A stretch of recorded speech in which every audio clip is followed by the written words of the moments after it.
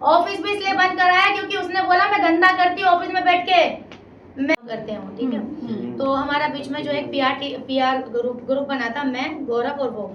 तो अगस्त के महीने में, डेट मुझे याद नहीं है, मैसेज आता है मुझे कि हाय दिस इज गौरव सक्सेना और मैं एक प्रेस कॉन्फ्रेंस रख रहा हूँ जिसमें आज तक इंडिया टीवी फलाना है और मैं ये जो कंट्रोवर्सी हुई थी, फेक कंट्रोवर्सी, इसके बारे में बोलना चाहता हूँ, मैं माफ़ी मांगना चाहता हूँ सलमान जी को कि क्योंकि मैंने भी उसमें कुछ बोला है। तो वो मैंने देखा, स्क्रीनशॉट ले लिया और वहाँ से ग्रुप से एग्जिट हो गई। तो जैसे एग्जिट हो गई तो भाई साहब ने वो मैसेज डिलीट कर दिया। तो भैया जिसको करना होता है वो बोलते नहीं है, मैंने किया है, फिर आप लोग यहाँ पर आए हो। हेमा, उसके बावजूद उन्होंने आप पे एक एलिगेशन लगाया कि वो 20 दिन बाहर रहते थे, 10 दिन आपसे मिलने आते थे।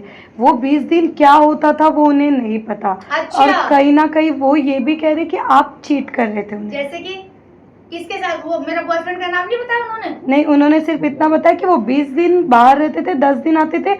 उसके बाद भी कहीं ना कहीं आप वो 10 दिन उनके साथ देते थे, पर 20 दिन क्या होता था उसके बारे में उन्हें नहीं पता। तो क्या कहना चाहोगे? वो आदमी का जब मन करता था वो तब आता था, हर हफ्ते आता था। मैं जिस दिन से उस आदमी को मिली वो कभी मुझे बता के नहीं आया। उसको लगता था कि मेरा कोई चक्कर है और मुझे रंगे हाथ पकड़ना चाहता था, लेकिन होता तो मिलता ना। मैं हमेशा सोए भी मिलती थी, या तो खाते भी मिलती थी, या नहाए भी मिलती थी। हमेशा वो घर की चाबी रखता था, हमेशा हर हफ्ते आता था। इवन वो अपने ऑफिस के जो लोग हैं उनसे झूठ बोला करता था कि मैं आज इस कंट्री में हूँ और यहाँ का फोटो चिपका देता था। आज मेरी तबीयत ठीक नहीं है, आज मैं घर से काम कर रहा हूँ, उसको यहाँ हर हफ्ते आने की लगी रहती थी। उसको लगता था कि उसकी घरवाली भाग जाएगी। क्यों भागेगी भैया? तेरे अंदर कमी है क्या कुछ? मैं तो नहीं भाग रही, मैं तो नहीं जा रही युगांडा।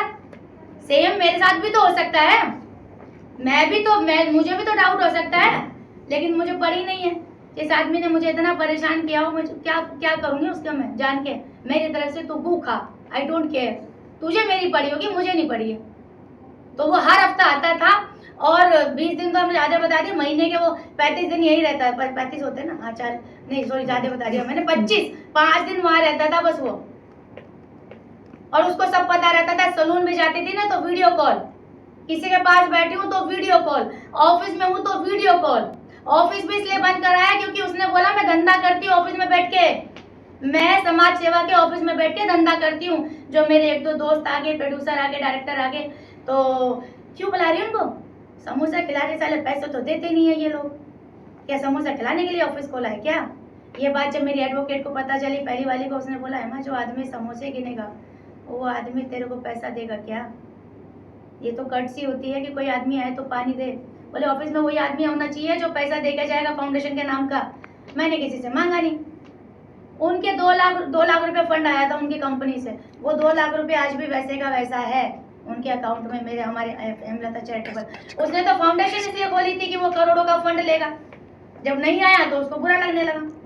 जब एक औरत के ऊपर इल्जाम लगेगा कि ऑफिस में तू धंधा कर रही है, क्या वो औरत ऑफिस में जाके बैठेगी? मैंने बंद कर दिया वो ऑफिस। 15 दिन हो गए मैं गई नहीं। मेरे घर की काम वाली को हटा देता था। काम वाली लगाएगी तू? तेरे बाप ने भी लगाई है कभी काम वाली? पोछा लगाएगी तू? और पूछो।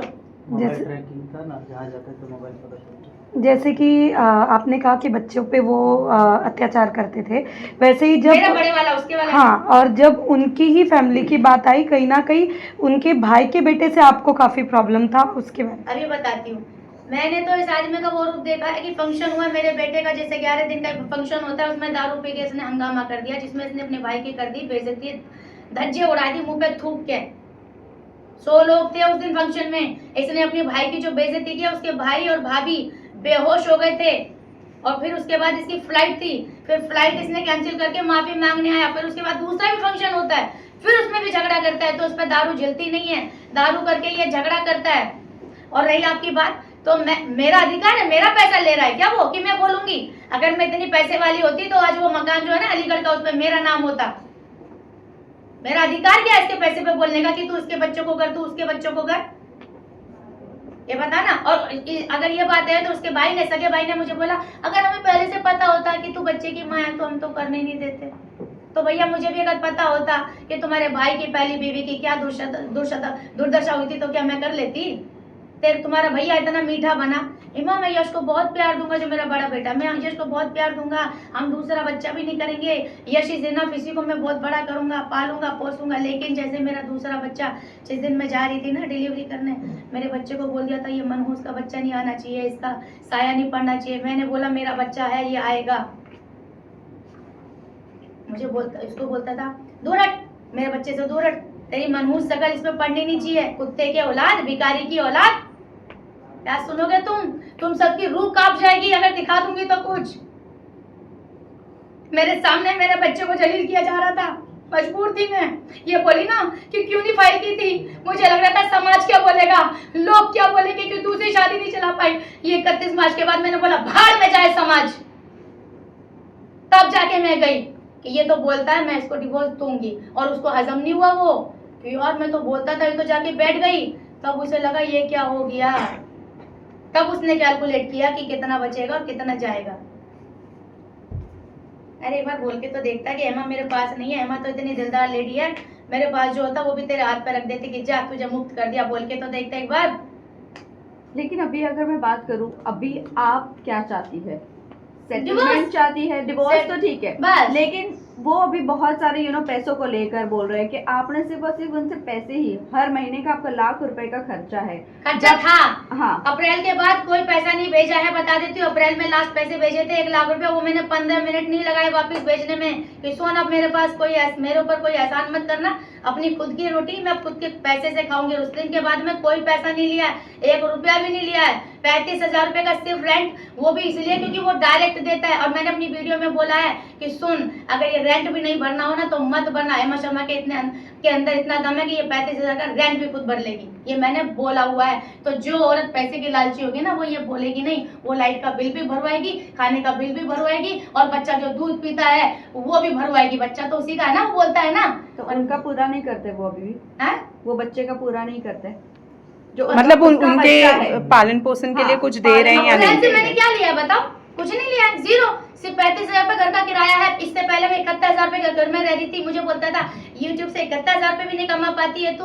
उन्होंने मेरा YouTube चैनल में इसलिए सपोर्ट किया क्योंकि उनको लगा मैं 10 लाख रुपए कमाऊंगी। बोलते थे अब तू पैसा कमा, अब मैं घर में बैठूंगा तेरे लिए पराठे बनाऊंगा, मेरा बहुत हो गया, तू पैसे कमा। जब मैं 10 लाख रुपए नहीं कमा पाई, जब मैं 1 लाख रुपए भी नहीं कमा पाई, तो उन्होंने बोला घर का किराया भी नहीं निकाल पाती तू, तेरे चक्कर में 1 लाख रुपए तो किराया ही जा रहा है मेरा। फिर मैंने अब उससे परेशान होकर 35,000 के घर में रह रही हूँ कि कल को ये वो आदमी ने मेरे को उस घर से कितनी बार बोला इस घर का किराया मैं भर रहा हूँ, निकल, कि चलो कल को अगर घर के रेंट भरने की बात आएगी तो मैं 35,000 रुपये भर सकती हूँ। इसलिए मैंने छोटे घर में रहना मंजूरी किया। अगर कस्टडी की बात करूँ तो छोटे बच्चे की कस्टडी आप किसको अपने पास रखना चाहूंगी या दे लीगली तौर पे माँ के पास आती है, ठीक है। उनका रवैया अगर मेरे बड़े बेटे के साथ होता अच्छा तो मुझे समझ में आता, उनके परिवार के साथ होता, मेरे साथ होता। वो आदमी का रवैया दारू पीता है, दारू पीने के बाद उसको याद ही नहीं है कि हेमा को उसने कितना मारा था। बोलता है आई एम सॉरी यार हेमा, मुझे तो याद नहीं है। तो क्या मैं छोड़ दूं?